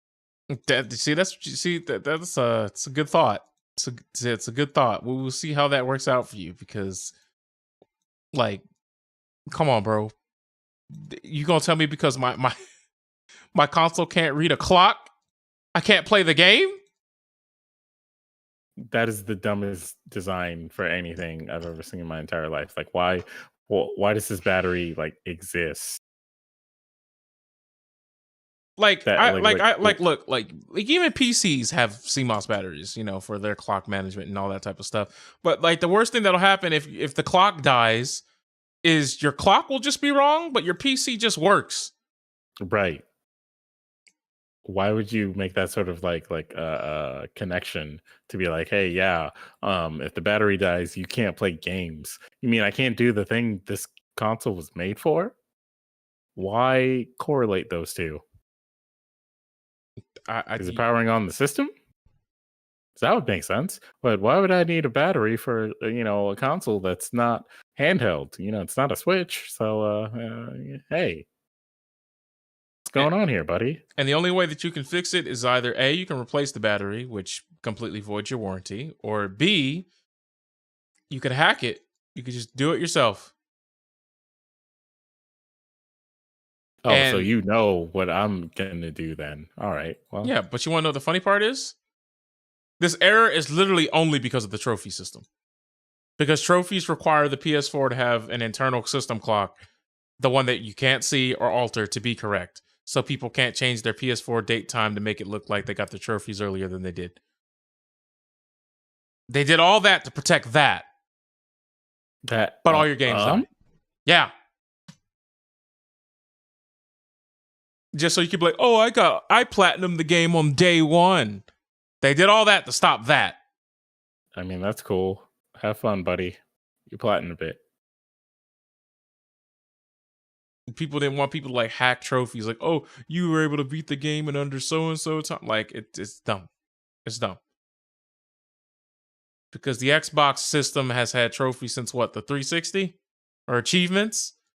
And this has not been an issue. Yet somehow, here we go. Here we go. It's just stupid decisions like that I don't really be getting in the tech industry. Because, I mean, if you think about it, Tinder's making a very similar mistake right now.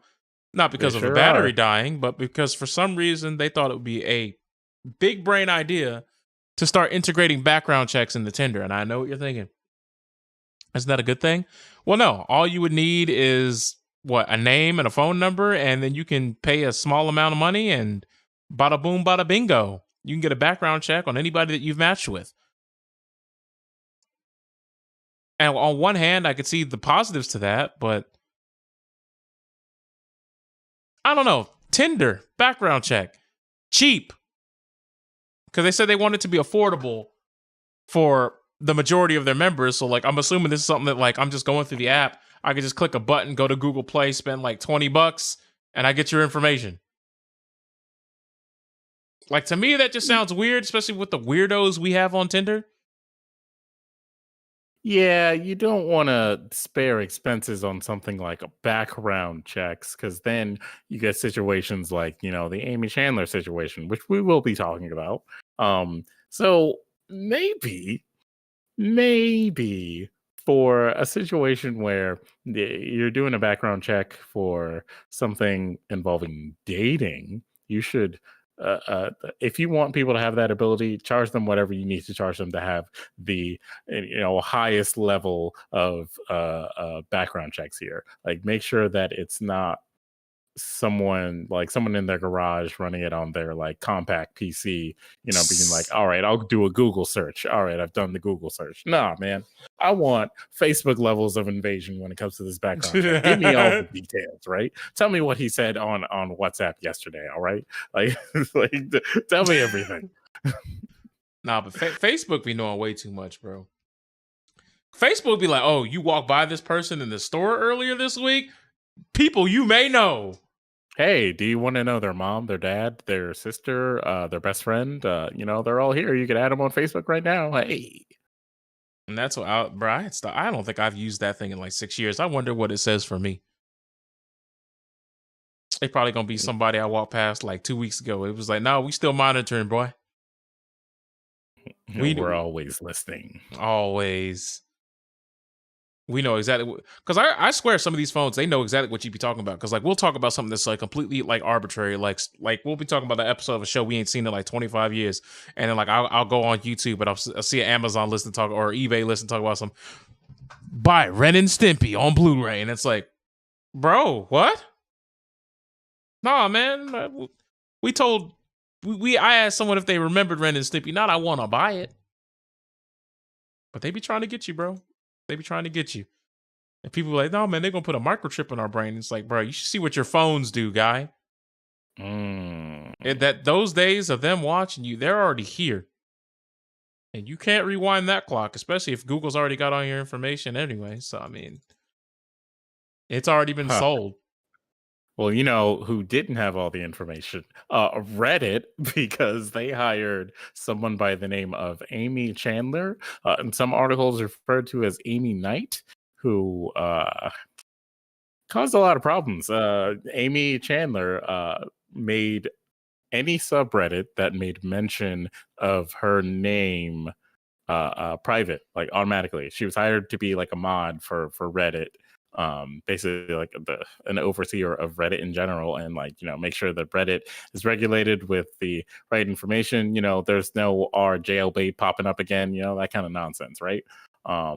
She got very drunk with power immediately, and she got fired. But that is not the reason she got fired, though. That's not part of it. That's not the, you know, main thing.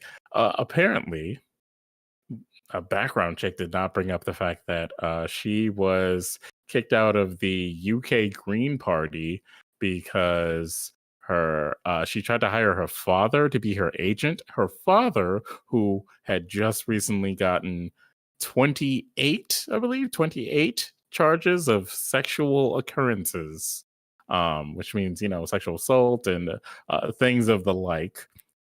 And this man publicly stated that he has fantasies about being with underaged girls. So yeah, not a great judge of character. You know, obviously, you know, saying like that man should be my agent. Not a great judge of Not a good employees. career move. Tell you that much. Yeah, not a good career move for Reddit to just not check into anything like this for this person when on a platform where the people who are on it can background check this person. They could literally have just posted up, "Hey, we're thinking of hiring this Amy Chandler lady. What do you guys think?" And then, you know, you just have a thread of everyone going, "Oh my god, did you not see what her father said? Don't you see who she, you know, associates with? What are you talking about?" It seems like she'll just be on a power trip, and nope, none of that. You're right. But no, they just decided to be like, "Hey, man, let's go for it." And well, then they they let the shitstorm happen, and then Reddit was like, "Oh, sorry guys, we'll go ahead and get her out of here right now. We'll make sure that it doesn't happen ever again." that's cap. It's gonna happen. It's gonna happen within the next calendar year. Well, let's hope not. You know, Reddit Reddit is important sometimes. Is it though? Well, hey man, it gave us our Wall Street bets, which gave us the GameStop stock situation. So you know, Reddit is important to the world, right? I suppose. I'll give you that one. There's some concrete evidence behind that. Nah. But like, I don't know. Like, it's just weird, like how some of these people who are just not even attempting to hide the nonsense that they've been up to can get rewarded consistently. I don't understand it. Meanwhile, Like, you have some people who, you know, are good-natured folk and qualified, and they get no play, nothing. it sounds like that. Zilch. Like the father should have been thrown like under the jail, and yet somehow he's just thriving. Like he's just He's chilling like, at the "Oh, house, right? right, and I can also get a government job. Oh, hell yeah!" Not the government job, bro. The government job's coming in. Oh, I'm gonna get the real money and the power. Then I will, you know, be able to do whatever it is I want because that's how the world works, right? No, that's not how the world works. Oh, well, see, I don't know about you, man, but some people who should have been indicted a long time ago, they are out there chilling. All because of their connects. It's who you know, right? Shout out to O.J. Simpson. Unless you know Ghislaine Maxwell or Jeffrey Epstein, then you're cooked. Well, no one knows Epstein anymore. Not these That's days. what they want you to think. You see, Jeffrey Epstein actually isn't dead, sir. Oh yeah, Jeffrey yeah, Epstein I is know. actually on the island. I know. He's roommates with Tupac. I've heard the rumors. Yeah, that's right. That's exactly right. And Tupac is beating him up right now. You did what with kids? And that's it. That's not thug life, man. Yeah, it's not. But they got him up out of there. They sure did. They sure did. But man, someone else is trying to get out of here is Dan. God, what is his last name? Whatever. Dan from Game Grumps, getting exposed out here for some immoral behavior going on.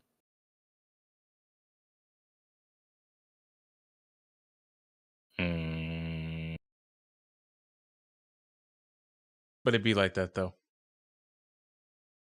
I mean, yeah, Dan, allegedly Dan has been out here sending messages to underaged women and possibly grooming them. But so far it's there's no confirmation that he actually groomed anyone or had sex with someone who was underage, I believe. Or it's like one of those like situations where he was in a state where the legal age of consent was 17 and he's like sending messages of like, Well, here's the hey, thing: wish you were in my hotel room. the original poster admits that the claim of the underage person is false. Oh, tell me more. That's what I was trying to tell you. That like when I first read it, I was like, nothing in here says that. That's just some wording that they threw in there for filler, like potentially. So the original com person said, okay, I did some more research last night and came to the conclusion that, in the Reddit thread didn't really have the most trustworthy evidence aside from the hot tub video thing. But the video doesn't prove anything about grooming. So far, it just seems like Dan using a groupie for sex. But the age part was just something they just kind of threw in there. But let me put it to you this way. He's not a good person. At all. Because the person in question was, I believe, 17. And in some states, 17 is A-okay. We apparently live in one. But he's one of those people that was just using his fans for sex. Not a good person. But what he did wasn't illegal.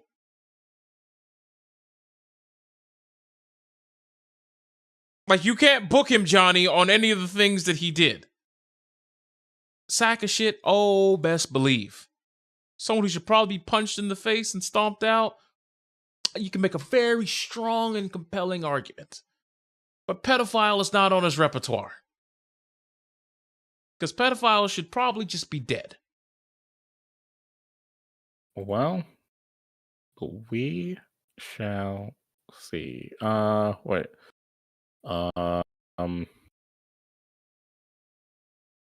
Yeah, so she probably contacted him as a fan. There are screenshots of that. She became legal age and then they met up. So who knows? Allegedly, he's been out here just hooking up with girls and then like just ghosting them. Like, yeah, that's just but, that's a thing. That's what I said. Not a good person. Yeah, and like he's been allegedly like waiting until they're 18, and then he's like, "All right, well, I'm coming through. I'll be in your city. What's up?" And then he does what he does, and then he disappears. So. But you can't be shocked. Like, the Game Grumps as like a whole, like even from the jump, has not had the best people. What was the like controversy that Ego Raptor got into? Well, he just loved dropping the N-bomb all over the older videos that they did. Okay, that I was trying to remember which guy was the one that was doing all that, because JonTron was just like socially inept. Then he went on that Destiny stream, and well, you remember how that interview went? That little debate, so-called debate that they had. Yeah, why was JonTron trying to debate Destiny in the first place? Like, that man, that sounds dumb to me. Like, come on. Especially when he was like, I did no research. I just wanted to say things. And I'm like, all right. There's no point. Like, why would you go to a debate unprepared? So, I mean, it's just one of those it is what it is situations. But yeah, like that whole group has never been the best people. So when it's like, wow, a group that hasn't been the best people replaces guy who wasn't the best person with guy who wasn't the best person.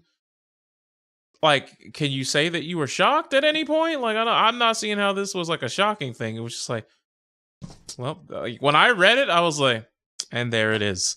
And then I moved on with my day. Well, hey, man.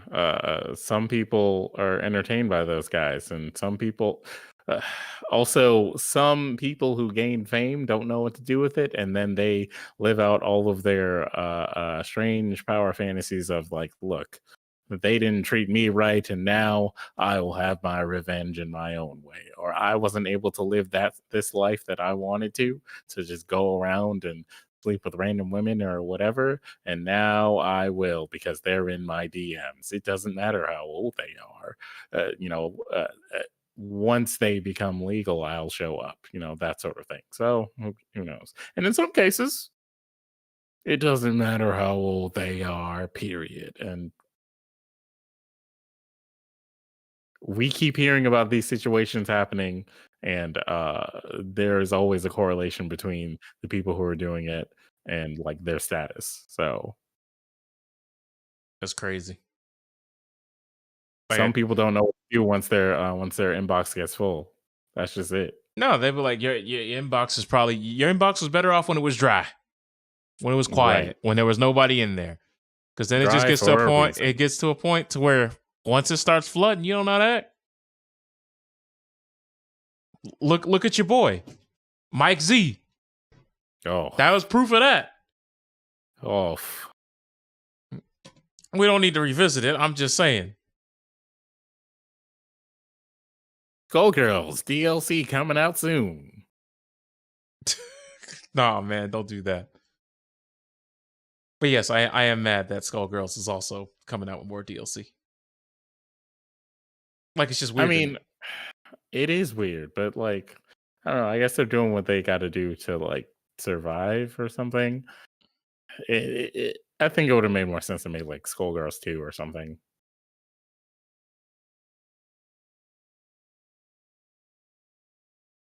But like whatever. We got a new multiplayer game coming out, so do you that'll care? save us. Do you care? Yes, I care. All right. I care. I enjoyed the series. The multiplayer games are good. They're good games. It's just that they're not popular because there's never been so I think there was only like one console release, and it was like a PS2 game or something.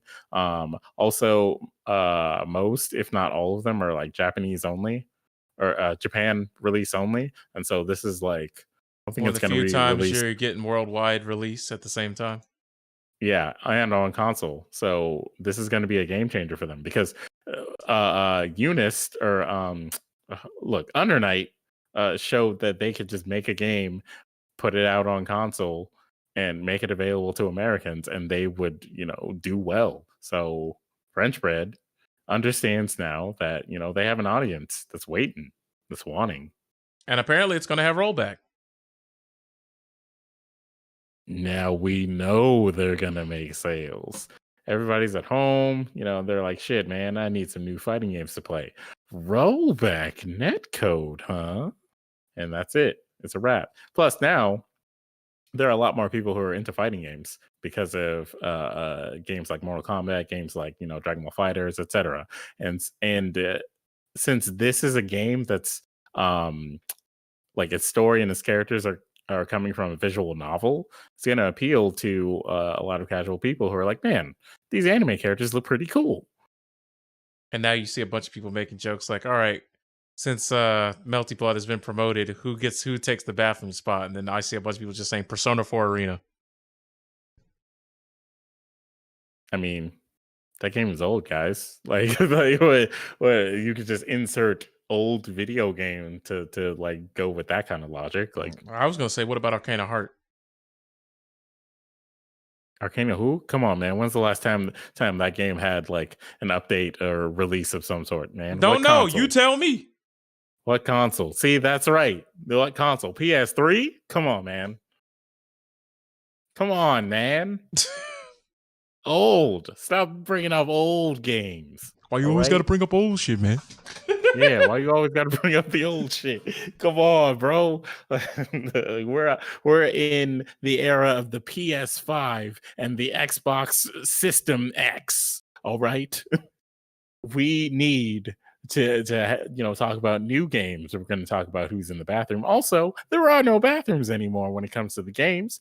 The games have their equal share now. Evo is owned by Sony, and Sony cares, bro. Sony cares. Did you see that Hey battery? man, Sony cares about money. All right. So these games are all going to give their money.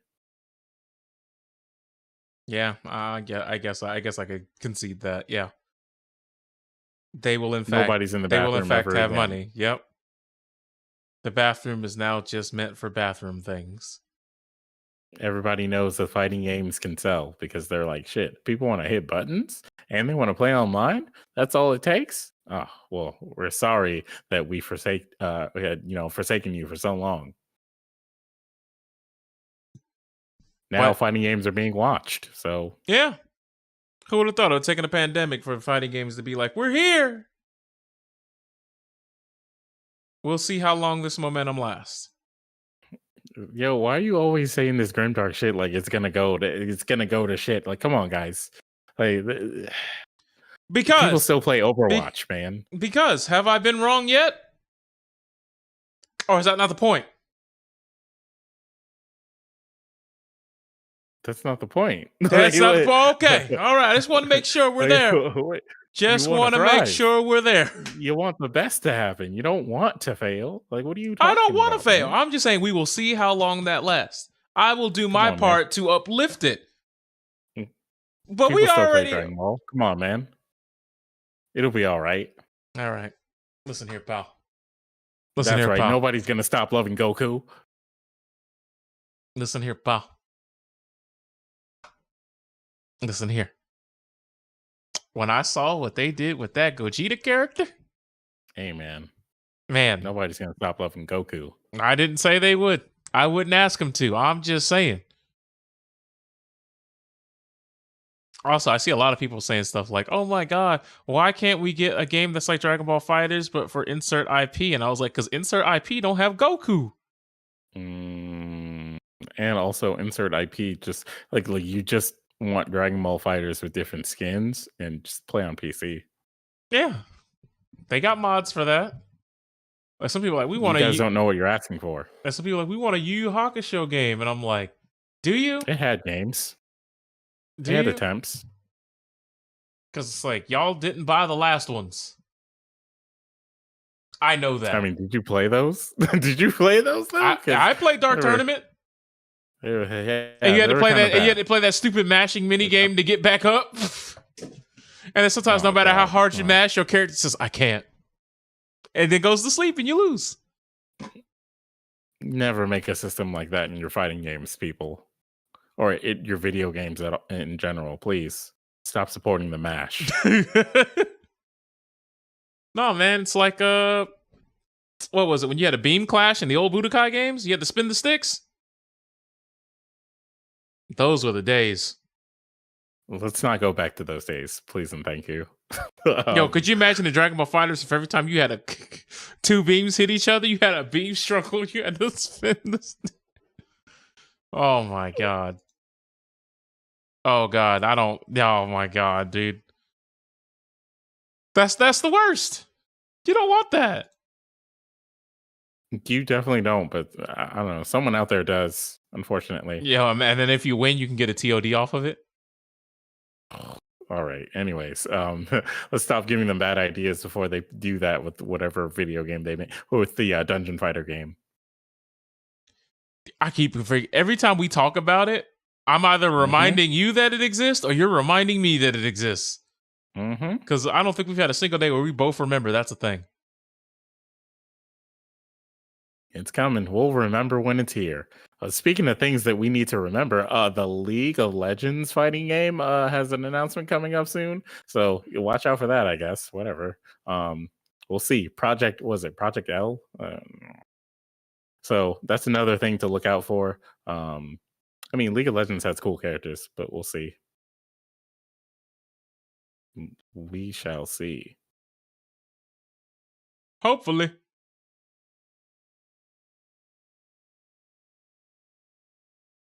Hopefully.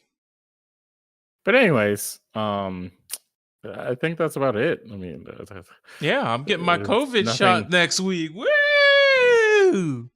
Yeah, gonna join the party of people who have been vaccinated. Yeah. Wait, are you part of the vaccination crew or no? No, not yet.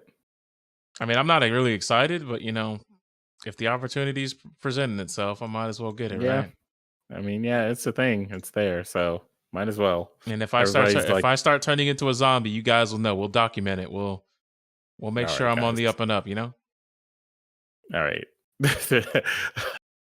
Everybody's like too obsessed with zombies. I don't want another zombie movie, but Zack Snyder is like, yo, bro, I know you want this. My man already got the Batman movie already made, bro. It's just been sitting in the vault. God. Is that really what we want? That's not what we want. It's not what anyone wants, but it'll happen. Maybe. Nah, it's gonna happen, and I'm gonna hate it. Well, the Batman movie with what's his face with Robert Pattinson is probably gonna be good. Well, yeah, but that's going in a completely different direction. I thought it was gonna be more like akin to Joker, like that's just some other timeline Batman that has nothing to do with Wonder Woman and all the rest of them. I have no idea anymore. So DC should just give up when it comes to that. Just make standalone films at this point. Like, please. Shazam was all right. Joker was good. Like, just make standalone films. Wonder Woman by itself was S tier. I don't care what it says. I'll fight y'all on that. Wonder Woman was a good movie. Then they made the sequel, and it's like, oh my God. This didn't need Ares to be was an old man. I don't care about that. I care. You can care all you want. All I'm saying is that movie was dope. Before that part, that like section of the movie, yeah, that movie was dope. You really just hate the fact that he had that mustache. That's what it is. No, I'd like that whole plot point was very, very stupid. Like they had a better plot point that was going on, and like it looked like they were executing it, and then they were like, "Oh, actually, we need like a CGI bad guy to show up here and change everything." It's like, no, you don't. Just say that the general wasn't Ares; he was just some dude, and she just murdered a man, thinking that like his evil came from Ares, and that all evil came from Ares. And it's like, no, people are just shitty sometimes. And then she learns a lesson, and then she becomes a better hero. Nah, they're like, no. Ares actually created all evil in the world and influenced all evil. Ares is that old guy that was trying to influence you. All right, fine. So you wanted it to be a regular human, and Ares was just trying to influence them with his power. No, I wanted it to be Diana learns a lesson and becomes a better hero after all of the, learning that she has done about the human society, instead of it being some bullshit of like humans don't have like free will. Ares is influencing all evil that's in the universe, and it's like, oh, okay, fine.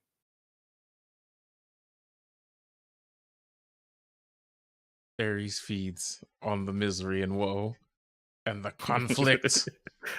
Didn't you learn? Did you learn from Injustice? Old ass man with CGI powers. Hey, no, but Injustice Ares was hilarious. We have to kill Superman. Why? Because everyone's so afraid of him, no one fights him. So I'm weak. That was his whole story. I can't get energy if no one fights. It sucks. God, who made that choice? It was just like, who we need in this fighting game? Ares. But we're not going to make him fight. He's going to show up in this story mode, get the hands from Wonder Woman one time, and then dippity-doo-dah, bye-bye. He really shows up for that one fight. You know who else shows up for one fight? Atrocitus in Justice 2. You look very mad, Hal. You should take this red power ring and become one of me. No. All right, me and Dexter are leaving. And he just walks to a portal, never to be seen again. Great writing, NetherRealm. At least Atrocitus was like relevant to the comics around the time that was made. Who the fuck was seeing Ares in a DC comic at that time? I'll tell you, it wasn't me. I just felt like they were like, well, we can't just put one Wonder Woman character in there. We got to put another. Because you notice once Cheetah came into the mix, there was no Ares. Mm-hmm. Should have put in Maxwell Lord. All right, we're done. That's the end of the podcast right there. Yes, there we go. The end of the podcast has occurred. My man's trait would be he would make a wish. If you press it again, your character made a wish. And it was RNG. That's exactly how that character would work. Is that what you want? That's not what I want. The internet was a mistake, and so was the last 2 minutes of this podcast talking about Injustice characters like that. How dare we? Anyways, y'all be safe. Have a good set of games and an even better day. Eat up, get down, just like the search says. It's not my merch. I don't even know where I got this shirt. Oh, and be cool, apparently. I don't know where I got this shirt. I'm not even going to cap. Anything you want to close out on? Or are you good? No, I'm good. I mean, look out for new content on my channel and, keep following, keep supporting. Let us know how you feel about anything and everything that we talked about, etc. All right. So I just got a message just now that says, I guess they want to buy the Hot Pursuit remastered because yes, Need for Speed Hot Pursuit got remastered. Like the remake got remastered. The 2010 version got remastered last year, I believe. And it came out kind of quietly, but someone was asking, how do I feel about Hot Pursuit? But then this follow-up question says, does it play anything like Burnout Revenge or Paradise? And I'm going to just end the stream on that.